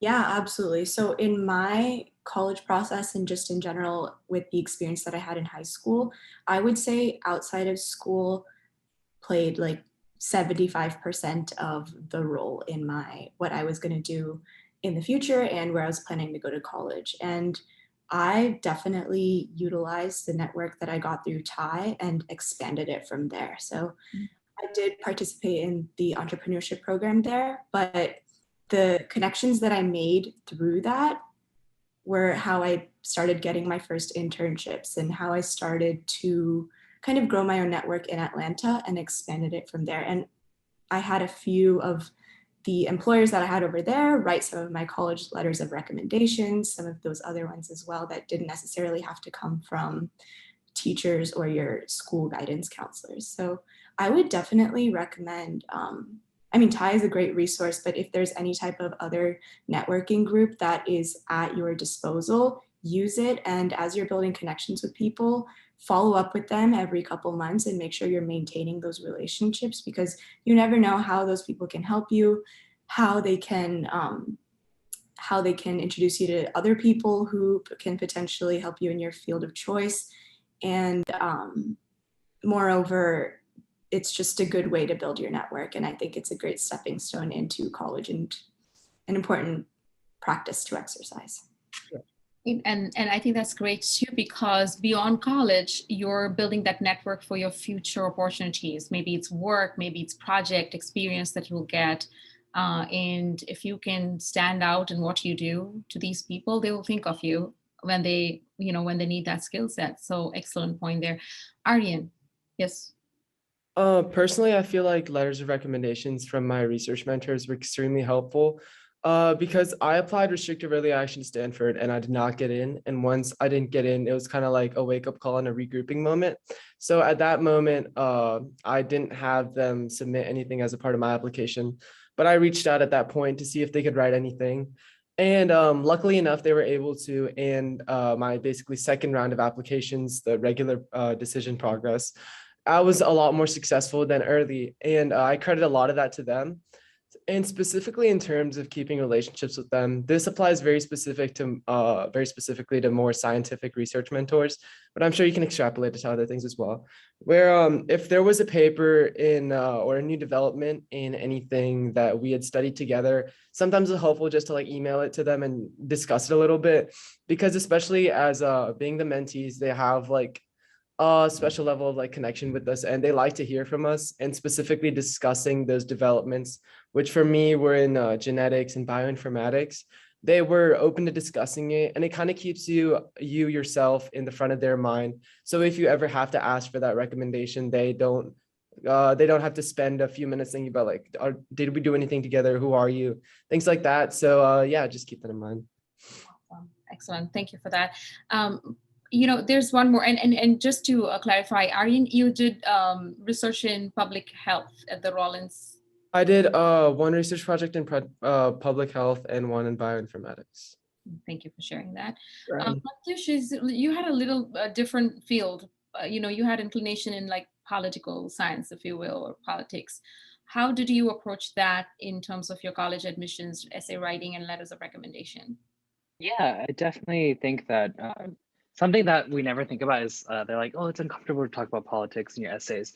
But usually admissions officers keep very open minds, regardless of what side of the aisle you're on. And I took that to my advantage in talking about some of my experience in the political realm. I was a Democratic delegate for the 2020 National Convention. And I definitely highlighted that as part of my applications, talking about the experiences I got to have with meeting other young leaders, creating policy action and kind of taking direct action more than like posting random memes on social media. So I definitely got to explore kind of the political side of college applications, and much like any other extracurricular, you can kind of expound upon that depending on what your interest level is. And it can be very interesting topic to add to your application. Yeah, and Sammy, I see you nodding your head, and yours is similar to yours is government studies, sort of a different. Yeah, can you share your perspective on how you used or tackled that subject in your applications? Yeah, well, I was involved in a couple of political organizations, or rather activist organizations in high school. So I was part of March for Our Lives, where I was the high school organizing director for Georgia. And I was a member of Asian Youth for Civic Engagement. So being involved in that, I talked a lot about that more in my interviews than I did essays, but I think that really helped because when I tried to apply like activism to school, where I followed the leadership in Westminster to write a letter to our administration about Black Lives Matter, I think that really helped because it was like initiative going out of my way to, or our way, to I guess write to our administration and try to enact change in our school level. So I think I did talk about that in a couple of my essays. So I think being able to show initiative in terms of activism and human rights work, I think is crucial. And I think it like extends and kind of wraps my whole profile, because I did find ways for activism and human rights work in almost every activity I did. Whether it was writing, I wrote about certain political issues, or my work in Boy Scouts. A lot of the service work I did was with refugees. So I think just having like a comment that like that could help, especially if it is politics or activism. Thank you. Thank you for sharing that. It's such a diverse group here, and it's interesting to see how each one of you have chosen what you're passionate about and how that reflects in your essay. It's really important. Soumya, yes. I would also add that you don't have to write about your career interests all the time in your essays. I know that when I was introduced as like medicine, health, and society and such, but I am very undecided and applied actually as sociology to most of the places that I got in or even just started my application process with. And a lot of my essays did not even touch medicine at all. Like Sammy was saying, I talked about my perspective about being civically engaged in school, and also like just my perspective on what was happening globally. And that might not be something that's hyper specific to a research program I did, or they might have been very confused as to why I said that I was interested in pre-med. But for some schools it worked out. And I think that they just saw that I was a 17-year-old applying, and I didn't know exactly what I wanted to do. I just knew certain interesting things that had happened to me. And then hopefully my grades or the little experience that I did have was able to back up that I was qualified for whatever career I wanted to pursue eventually. And I'd like to follow up on that if I could, because one of the things with you, Soumya, you were in the pre-med club. You also founded the Agape Health Outreach Initiative. So you had done things. One of the things that they often get concerned about, because so many students say pre-med, is that they go, have you had any experience? Have you volunteered in a hospital? Have you done any kind of work that might lend itself to our thinking that you're serious about this? Or you're just saying pre-med because everybody does. And not being sure of what you want to major in is perfectly fine at a lot of schools. A couple of you have said at some universities you have to apply to a particular school, but even there sometimes you can transfer out of that program into something else once you're there. It may take you a little longer, but you want to find what you're really interested in ultimately. So she's done a great job of talking about how you don't have to just focus on what you think you want to major in, but you can focus on other things while you still have on your resume some particulars about that. Can I go back just a minute to the mentors? I do want to say I had mentioned that they generally want 2 teacher recommendations at most schools, and some allow more, but that's sort of the standard, and 1 counselor rec. But one of you mentioned about having your the person you did some research for write a recommendation. And there are ways for you to send some other, you can check with your particular colleges to which you're applying to see if they'll allow you to send some other recommendations to them. You also can allow people to look at your application, your college counselor at your school or school counselor, but you could also let one of your parents if you want to do that. And parents generally, I think it's probably better if you don't ask to look at essays and things like that, because sometimes you can get too much in the weeds when you do that. But you can have other mentors be advisors to you. So if you have an independent counselor, make them an advisor that can look, or who can look at your application. And that's on the Common App, I know. I don't know if it's on all the other applications or not. And then one other thing I wanted to mention, so many of you've talked about doing research and doing activities. If you're in the audience today and one of your activities is that you work, and you work up to 20 hours a week, that's huge, because that counts for several activities that you're doing. So don't think, oh my goodness, I haven't done all the kinds of things that these amazing students have done. You may be just as amazing in your own way because you take care of a little brother or sister at home, or you have a grandparent who has Alzheimer's, or you work at a grocery store and you do that for 20 hours a week. So just whatever it is you do, be yourself, as the students have said. And then I'm going to add one other thing so that I don't miss it. And this is for those of you that are going to college. I know Anushka has been to college for 1 year, and I think she's the only one that has already been. But for those of you just starting, I always told my students there were 4 things they needed to do. Number 1, you all need to get to the Career Center the first year. I can't tell you the number of students who've come back to me as seniors in college and said, oh, I'm trying to get a job, and I did go to the Career Center, but they really didn't help me. They just wanted to give me a rinky-dink test. And I thought, did you go freshman year? Oh no, I just went this year. So go your first year, get to know the people in the Career Center, because for those internships that you all have done in high school and I want you to do in college, that's going to be really important. So the second thing is do as many internships as you can in college. Now, again, you don't want to neglect your studies and you don't want to go crazy with everything, but do internships. Third thing is do some research. You don't have to be in science to do research. You can do research in almost any field. And so be sure that you do that. And then finally, make sure you study abroad if at all possible. In some engineering programs, it's hard to do that, but even those are now trying to find ways for you to do it. So whether it's during the summer you study abroad or during the school year that you study abroad, make sure that you do that. So I just wanted to add that as an addition to everything else we've talked about, and I hope that's okay.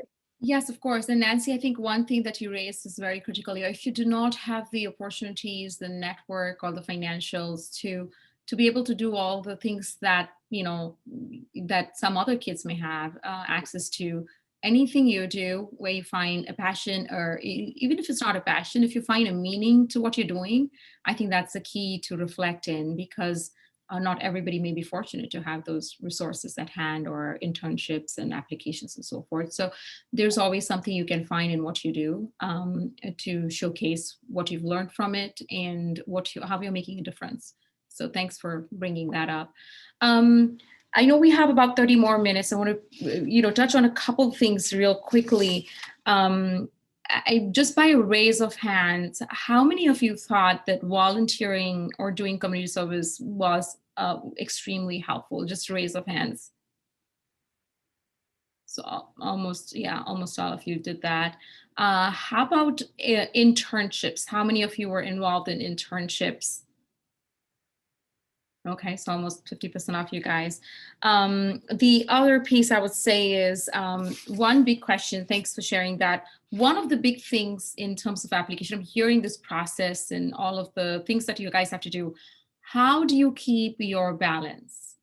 How do you not be stressed, or how do you do self-care between all of these things that are happening? I see a multiple of you smiling there, and so what is it that you do? Like, so yes, Siva.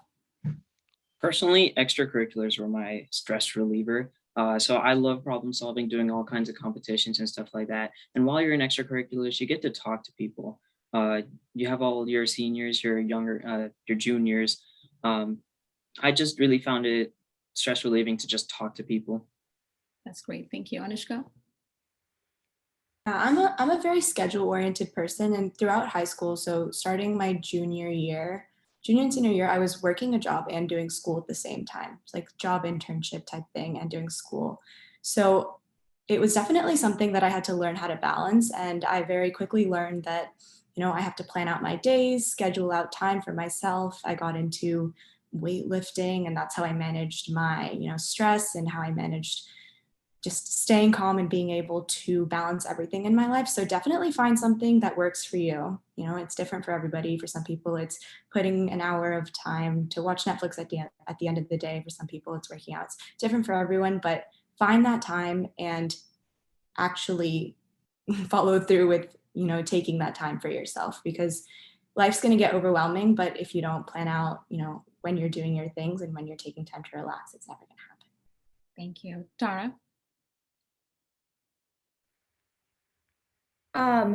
For me, my extracurricular was kind of my career.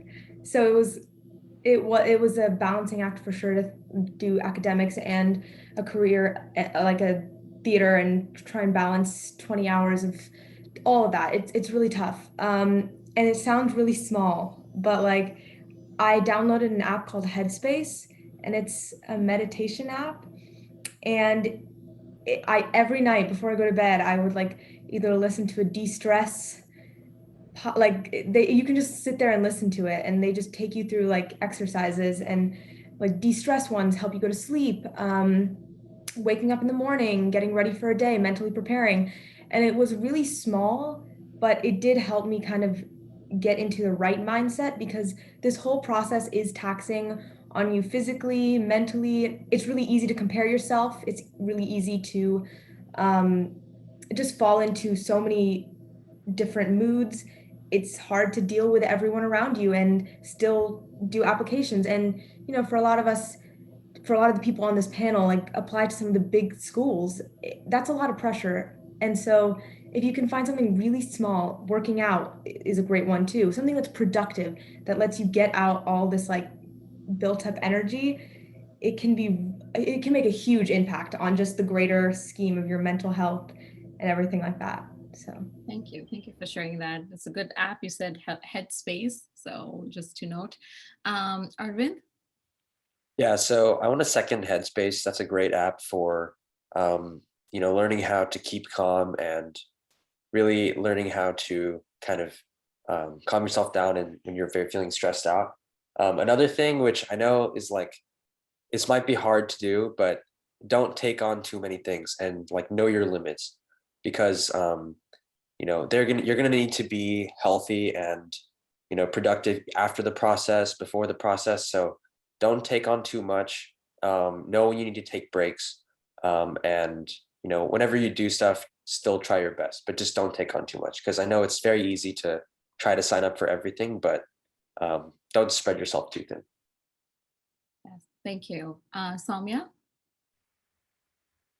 I would also say, if COVID has taught us anything, is that what you think is going to happen could change at any moment. And also you don't know how much time you have to do the things you love.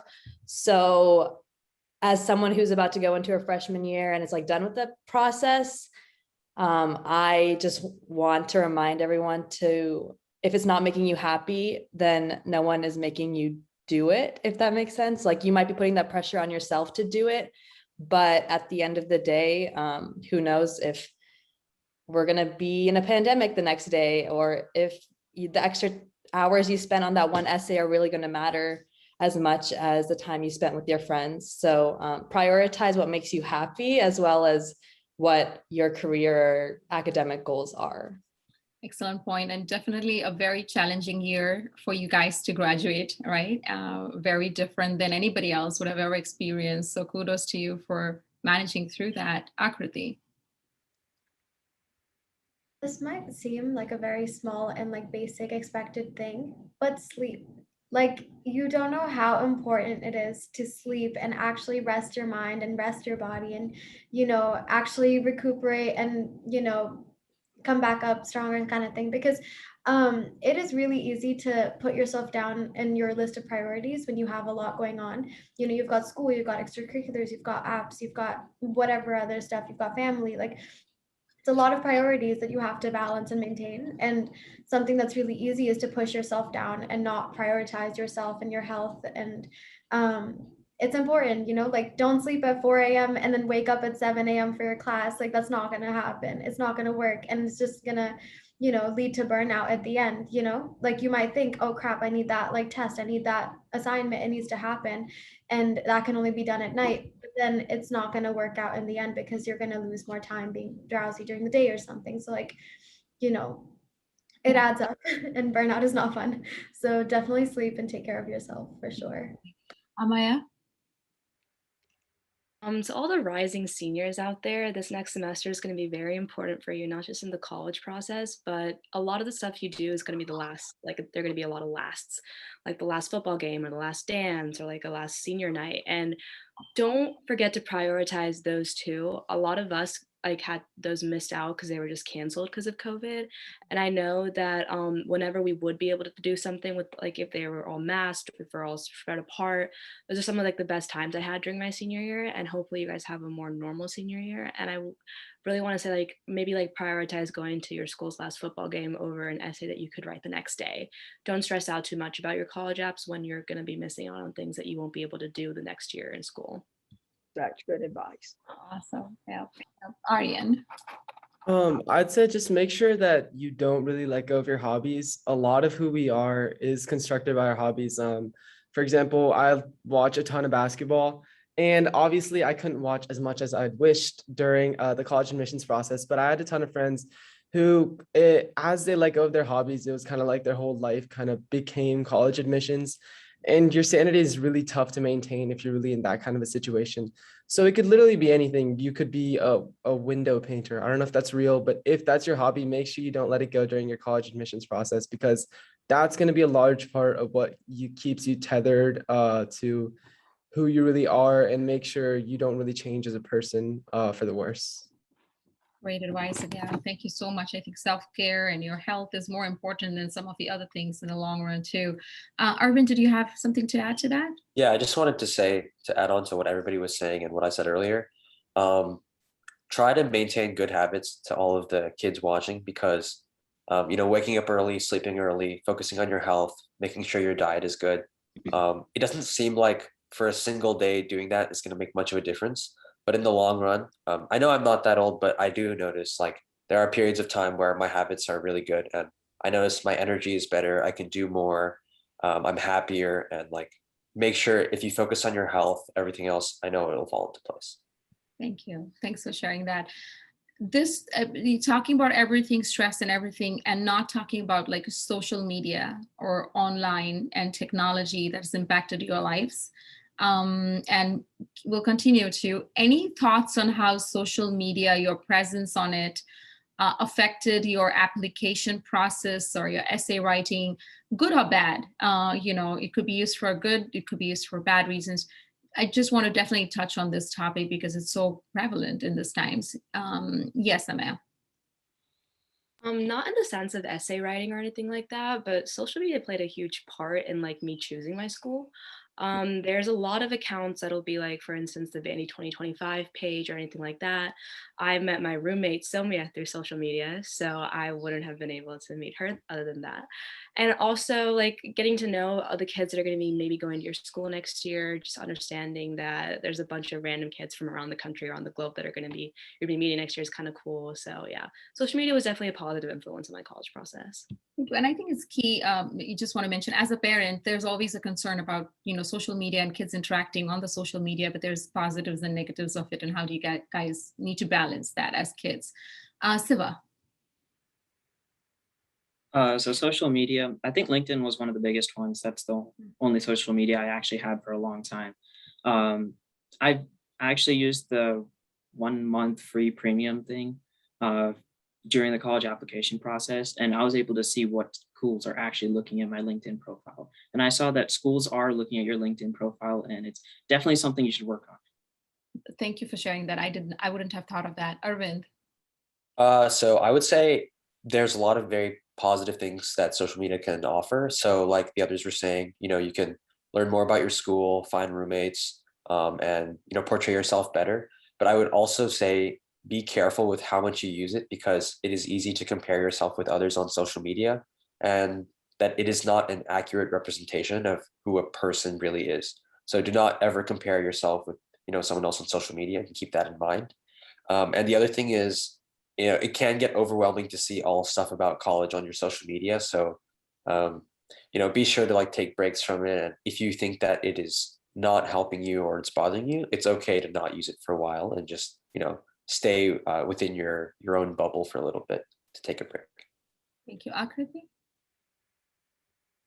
Kind of similar to what Siva said, digital footprint is a thing, and knowing what your digital presence looks like is important, because you never know if that college admissions person is looking you up and is looking at your presence. So it's important to periodically just kind of look up your name, your full name, and just see what shows up, and are you happy with that? Are there any issues? Or it's really easy to just get carried away and post whatever you want to, tweet whatever you want to, comment whatever you want, and let people tag you and everything. But it is a thing, and it does lead to your name and your presence online. So it's always good to just kind of keep aware of what are you saying, what are you putting out into the world. Is it something you want college admissions people to see? Is it good, bad? It's just something to keep in mind when you're posting. It does live somewhere, and it doesn't just kind of disappear into the internet. It is a thing that will be seen. Yeah, because you want to know who you're connected to as well, who is tagging you in pictures, and is that a good or bad thing? Also, definitely LinkedIn. Sorry, just LinkedIn is a great social network as well, because you can do a lot of networking on there, and even just reach out to a bunch of people who have maybe gone to your school and everything. So it's always and it looks professional, so it's always a good thing to have. So it's good to get to know that. Thanks a lot. I want to ask one question too around social media and the majors that you are interested in, especially to the artists in the group here, Anushka, Tara, and Rachel. Did social media play an important role in the inspiration for your portfolios if you had to create some, or however that, whatever your application was for the art school?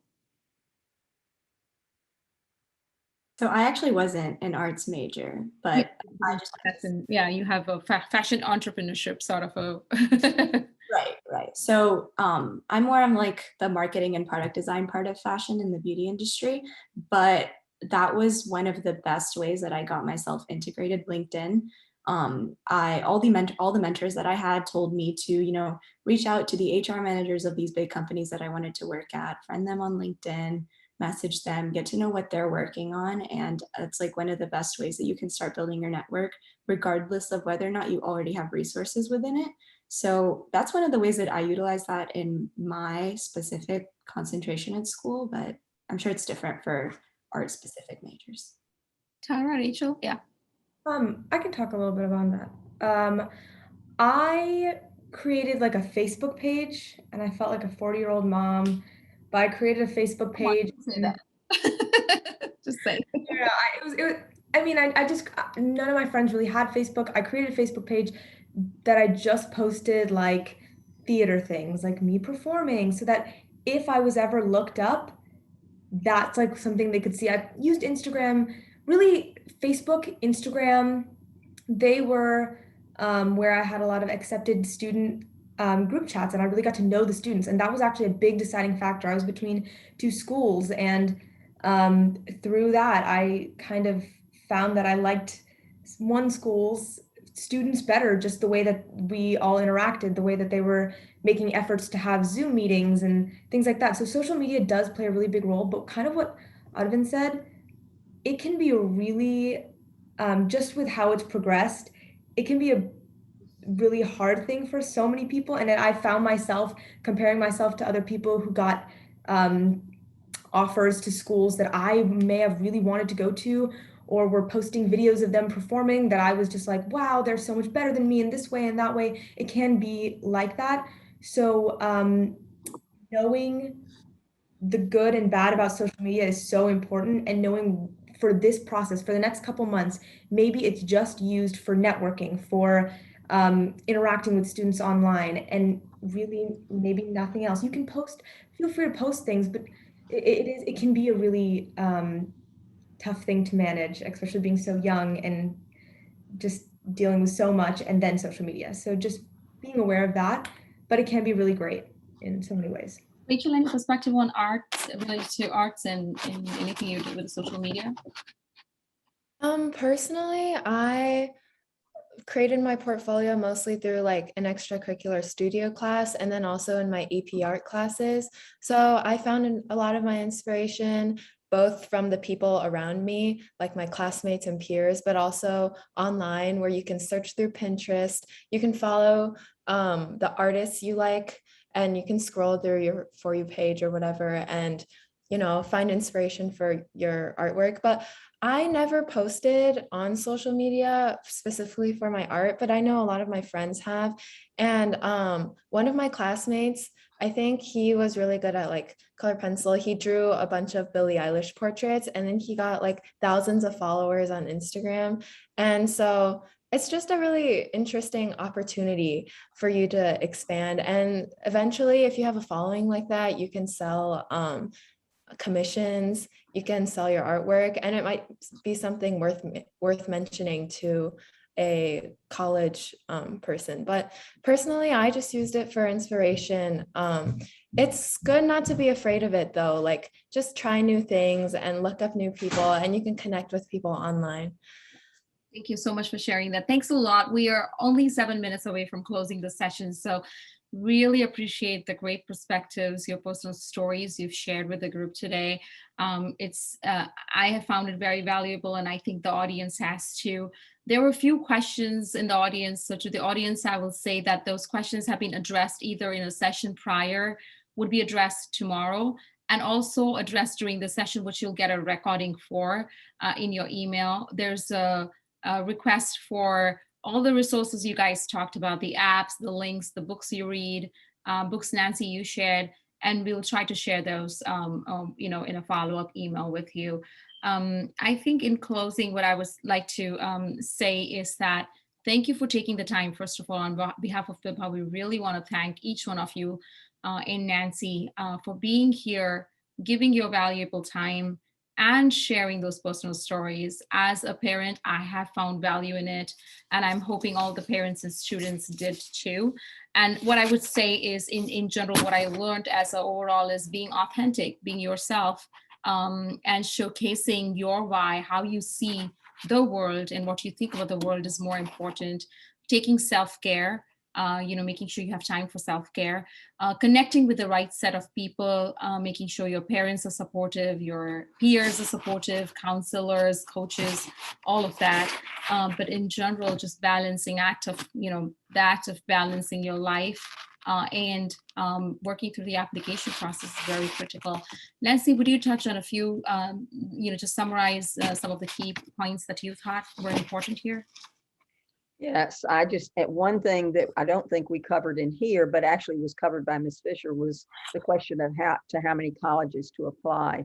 And we used to tell our students to apply to probably about 6, 2 that were ones that could be really tough to get in, 2 that were ones that were realistic. You seem to fit everything that the college says that they are looking for and in terms of just data. And then 2 that you're really sure you'll get in. And if you work with your counselor on that, your school counselor or your college counselor, then hopefully you'll come up with that. Don't just scattershot and apply, as was said earlier, to way too many colleges. I just want to say to the students on the panel, you all are amazing. You give me great hope for the future. Don't ever compare yourself to anyone else. Just be who you are, because the world needs each one of you on this panel, each one of you in the audience, to carry us forward and to work really hard to make this world in which we all live a better place. So seek the balance that we talked about. Do take initiative when you're on the college level. And I think you're going to have a wonderful experience. And we, as I said earlier, we all hope that this pandemic is going to come to a close. And I don't think any of us will ever take for granted time to be able to do the kinds of things that we want to do. So I've enjoyed being with you today. I hope it was helpful for you. I know that you all and Benali were incredibly helpful to me, and I'm sure you were to the audience too. So thank you so much. Thank you, Nancy, for that. I'm just going to close with a quote. Education is the most powerful tool you can have to change the world, by Nelson Mandela. And I would say to that effect, thank you, Vibha, for bringing this program year over year to the community here. As a parent, I appreciate it, but as a volunteer for VIPA, I want to say that we really urge you to look into VIPA as an organization, as a platform for volunteerism. We have lots of opportunities to come and volunteer with us. If you're a student, start a student club. If you're in college, you guys can take that to the college. And if you're a parent, there's lots of stuff for adults in really everybody of all ages here. So not only just taking the opportunity to volunteer and make a difference, but also make lifelong friendships and relationships. So I do urge you to look into VIPA. With that, I want to call Narayan Rekapalli, we call Rek, hi Rek, is a proud parent of one of our student panelists here and a longtime VIPA volunteer. Also a key leader in making this event successful. Rek, why don't you tell us about tomorrow a little bit, and then we'll close here. Hi, everyone. It gives us an immense pleasure for everyone at VIBA bringing this program to the community. I'm sure you are overloaded with a lot of information. In the morning section, you heard about what is required. And in this session, you heard how kids were able to do all that. Finally, someone has to pay for college. You will know everything about that tomorrow at 11 a.m. Eastern Time session. We will talk about in-depth merit scholarships and how to navigate the financial aid, how you can ask Uncle Sam to contribute in the form of tax breaks for going to college, etc. So you will be hearing from 3 perspectives. One from a student who applied to all these scholarships. She is not even a US citizen or a permanent resident, but still as an international student, she navigated this and she's going on a full scholarship. And from a parent perspective, I have 3 kids in school and a professional who will walk you through all the financial aid process. So please join tomorrow at 11 a.m. Eastern Time. Thank you for attending. Thank you so much. This closes the session. Thank you again to everybody who was here to listen as an audience and our valuable panelists. Good luck with your future, and hope you guys stay connected with each other and the rest of the community here as you go into your different worlds. And Nancy, such a pleasure having you. Thank you for being a wonderful resource to VIPA and all the students here. Thanks a lot. Well, thank you. Thank you. Thank you so much. All right.